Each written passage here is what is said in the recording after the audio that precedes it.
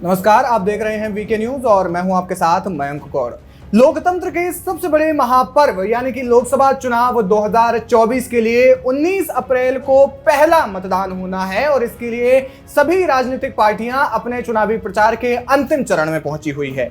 इसी को लेकर के राहुल गांधी ने वायनाड सीट से पर्चा भर दिया है और बड़ी संख्या में उनकी नामांकन रैली में लोग शामिल रहे।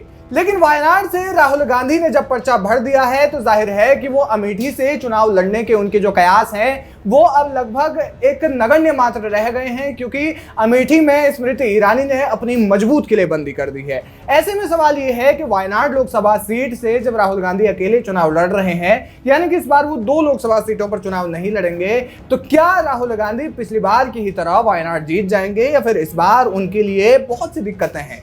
ये सवाल हम इसलिए पूछ रहे हैं क्योंकि 2019 में राहुल गांधी ने 4 लाख वोटों से वायनाड लोकसभा सीट जीत ली थी, लेकिन इस बार उनकी जो राह है वो आसान नहीं है। इसलिए आसान नहीं है क्योंकि इंडी गठबंधन के ही जो उनके सहयोगी दल हैं वो राहुल गांधी की पीठ में छुरा घोंपने की तैयारी कर रहे हैं और उसके लिए उन्होंने पूरी तैयारी भी कर ली है। जी हाँ, केरल में इस समय लेफ्ट की सरकार है और लेफ्ट ने राहुल गांधी के विरोध में एनी राजा को मैदान में उतार दिया है। एनी राजा लेफ्ट की एक बड़ी नेत्री मानी जाती हैं और साथ ही साथ वो इस क्षेत्र में काफी सक्रिय भी मानी जाते हैं। आपको बता दें कि राहुल गांधी को हराने में इंडी गठबंधन पूरी तरीके से तुला हुआ है। इंडी का जो घटक दल है लेफ्ट, जिनकी की सरकार भी इस वक्त केरल में है, सीपीआई ने एनी राजा को मैदान में उतारा है और एनी राजा सीपीआई महासचिव डी राजा की पत्नी है। वहीं बीजेपी ने के सुरेंद्रन को उतारा है जो कि केरल के प्रदेश अध्यक्ष भी हैं। जाहिर है कि ये दोनों मजबूत कैंडिडेट्स हैं। जब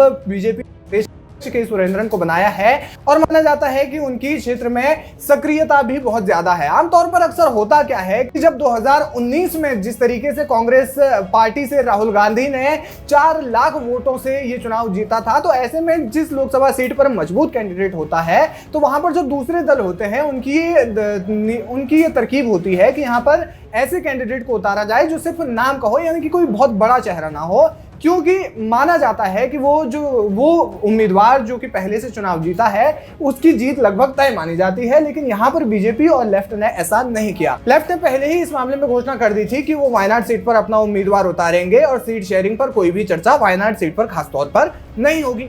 हुआ भी वही, एनी राजा को यहां पर उतारा गया और ऐसे में अब राहुल गांधी के लिए यहां से मुश्किलें इसलिए हो सकती है क्योंकि कांग्रेस को सीपीआई जो है वो एंटी मुस्लिम बताने में जुटी हुई है, एंटी मुस्लिम घोषित करने में जुटी हुई है और इसके पीछे कुछ आधार भी हैं। सीएए जब लागू हुआ तो कांग्रेस उस समय चुप थी और कांग्रेस की चुप्पी का जो फायदा है वो सीपीआई ने उठा लिया।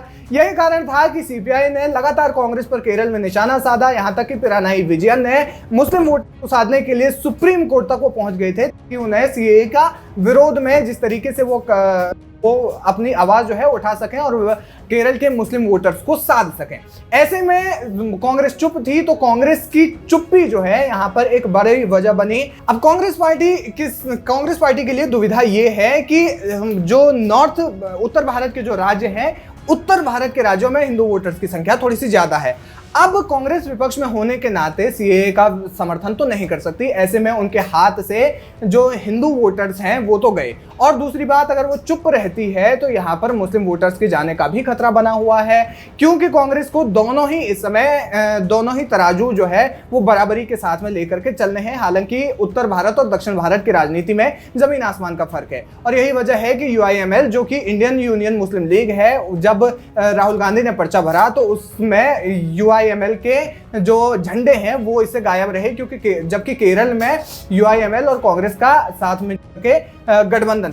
ऐसे में दूसरी ओर हिंदू वोटरों के ध्रुवीकरण का जो खतरा है वो बढ़ गया है। आपको बता दें कि केरल में हिंदू मुस्लिमों की आबादी लगभग 40% है, यानी कि लगभग बराबर की स्थिति में है। 40% हिंदू हैं, 40% मुस्लिम है, वहीं 20% ईसाई वोटर्स हैं। अब ऐसे में अगर वो सीएए का समर्थन करती है तो फिर मुस्लिम वोटर्स जाते हैं, सीएए का विरोध करती है तो फिर हिंदू वोटर्स जाते हैं। तो कांग्रेस के लिए इस समय ये दुविधा है और जिस दुविधा में इस वक्त कांग्रेस फंसी हुई है, उसी दुविधा का फायदा लेफ्ट गैंग जो है वो उठा रही है। पिरानाई विजयन समेत सीपीआई के तमाम नेताओं ने बीजेपी के खिलाफ मोर्चा तो खोला ही हुआ है, साथ ही साथ सिर्फ बीजेपी ही नहीं बल्कि कांग्रेस के खिलाफ भी ऐसे में मोर्चा खोला हुआ है। ऐसे में वायनाड सीट राहुल गांधी के लिए खासी मुश्किल साबित हो रही है और अगर वो वायनाड सीट को हार जाते हैं तो फिर राहुल गांधी का लोकसभा पहुंचना बेहद मुश्किल हो जाएगा, क्योंकि अब तक तो ये तय माना जा रहा है कि राहुल गांधी अमेठी से चुनाव नहीं लड़ेंगे। माना जा रहा है कि अमेठी से रॉबर्ट वाड्रा, जो कि प्रियंका गांधी वाड्रा के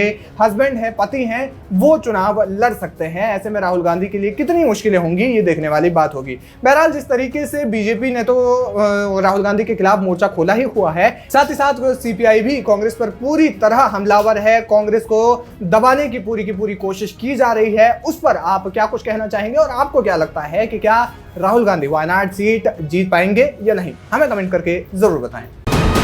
वीके न्यूज, राष्ट्र के नाम।